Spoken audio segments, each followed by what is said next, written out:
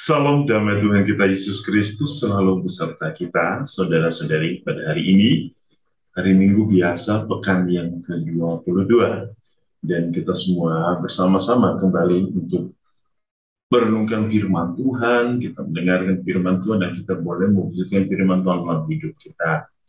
Dan pada hari ini juga, keluarga besar Biara atau Ordo Santo Agustinus merayakan hari raya Santo Agustinus, perayaan untuk mengingatkan kembali bagaimana misteri Allah bekerja dalam diri Santo Agustinus dan bagaimana kesaksian hidup Santo Agustinus menjadi satu inspirasi bagi kehidupan gereja, teristimewa dalam ajaran-ajarannya, dalam homili-homilinya, dalam karya-karyanya, dan juga bagaimana ia menjadi gembala, gembala yang baik bagi umat yang ia pimpin sebagai seorang uskup.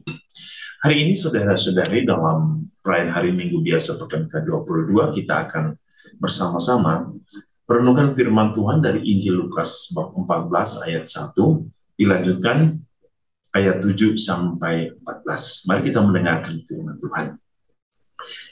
Inilah Injil suci menurut Lukas. Pada suatu hari Sabat, Yesus datang ke rumah salah seorang pemimpin dari orang-orang Farisi untuk makan di situ. Semua yang hadir mengamati dia dengan saksama.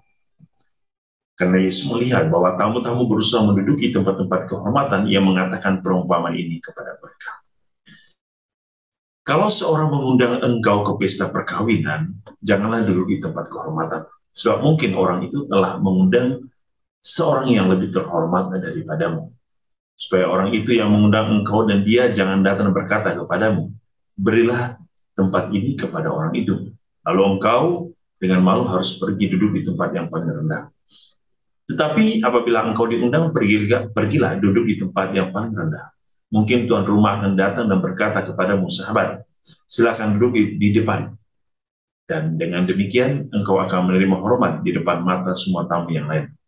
Sebab barang siapa meninggikan diri, ia akan direndahkan. Dan barang siapa merendahkan diri, ia akan ditinggikan.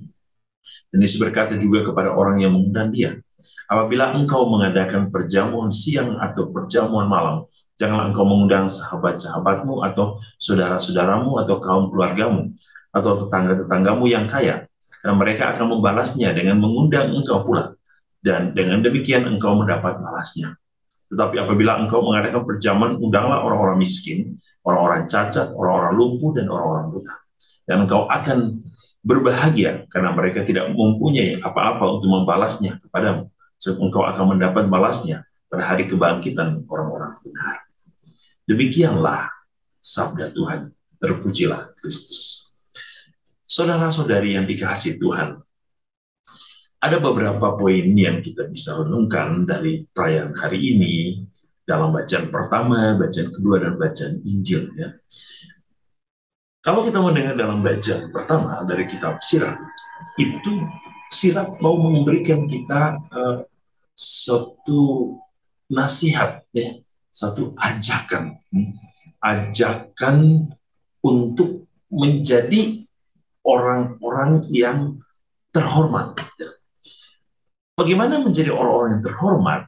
Kitab Sirach mengatakan bahwa menjadi orang yang terhormat adalah orang-orang yang sopan, yang melakukan suatu pekerjaan dengan mulia, dengan sopan, dengan tulus, dengan cinta, dengan kasih sayang, dengan keramah tamahan. Dan ia mengatakan, kalau kita melakukan hal seperti ini, maka kita menjadi besar di hadapan Allah dan di hadapan sesama. Oleh karena apa? Kasih karunia Allah bekerja melalui hal-hal yang kita lakukan, melalui sikap hidup yang baik yang kita tunjukkan. Ya. Itulah yang diminta oleh kitab Sirach hari ini, menasihati kita menjadi seorang anak yang melakukan satu pekerjaan dengan sopan, dengan ketulusan, dengan penuh kasih sayang, dengan keramah tamahan. Ya. Harus mempunyai hati yang arif, ya, hati yang arif, telinga yang siap mendengarkan, Dan itulah yang menjadi idaman orang-orang bijak. Sangat menarik.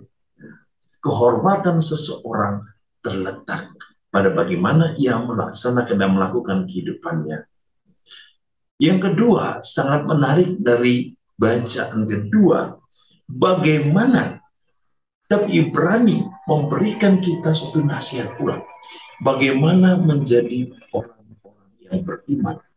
Bagaimana kita bisa menggambarkan diri kita sebagai orang yang beriman. Orang beriman adalah orang yang menatap pandangannya ke Bukit Sion. Apa yang dimaksud Bukit Sion? Ibrani mengatakan Bukit Sion adalah kota Allah yang hidup. Yerusalem surgawi. Mengapa kita harus memandang ke Bukit Sion? Di sanalah Allah bersemayam, bertata bersama para kudus. Di situ kita bisa melihat kepenuhan kasih karunia Allah. Kita bisa belajar bagaimana kehidupan surgawi yang memberikan kebahagiaan bagi orang-orang yang telah setia dan taat menatap Allah dan mengikuti perintah atau kehendak Allah. Ini sangat menarik, ya. Menatap Bukit Sion berarti menatap Allah, mendengarkan Allah, dan siap mewujudkan apa yang dikehendaki Allah dalam hidup. Itulah bagaimana kita merenungkan hidup kita sebagai orang beriman. Maka Yesus dalam bacaan Injil hari ini mengingatkan kita bahwa jangan mencari kehormatan duniawi, kehormatan material. Tetapi kehormatan orang beriman adalah melalui perilaku hidupnya. Ketika ia mampu menunjukkan kasih dan cinta Allah dalam diri orang-orang yang mungkin ingin mendengarkan suara kita, panggilan kita, dan kehidupan kita. Siapakah mereka? Orang-orang yang tersingkirkan. Orang-orang yang membutuhkan saat ini, orang-orang yang miskin. Bukan hanya miskin secara materi, secara harta, jasmani, tapi mereka juga miskin secara rohani, secara spiritual. Orang-orang yang tersingkirkan, siapa? Ya mungkin adalah orang-orang yang berdosa. Kita semua harus hadir dalam diri mereka untuk membawa mereka kembali, untuk merasakan kehidupan baru sebagai orang-orang yang beriman, orang-orang yang menatap suatu kepenuhan sukacita kepada Allah yang bersemayam di bukitnya yang tinggi, di Yerusalem surgawi. Saudara-saudara, cara hidup kita harus berdasarkan ciri hidup orang yang beriman. Mari saudara-saudari, Yesus mengundang kita bahwa menjadi umat Kristiani sejati, kita harus memenuhi 3 syarat. Pertama, kerendahan hati. Yang kedua, kerendahan hati. Yang ketiga, kerendahan hati. Itulah ajakan Yesus, dan itu ditekankan oleh Santo Agustinus, bahwa untuk bisa memahami rencana Allah, kita harus merendahkan diri di hadapan Allah.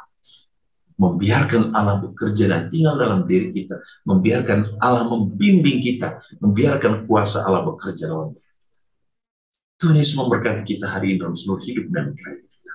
Dalam Bapa dan Putra dan Roh Kudus. Amin.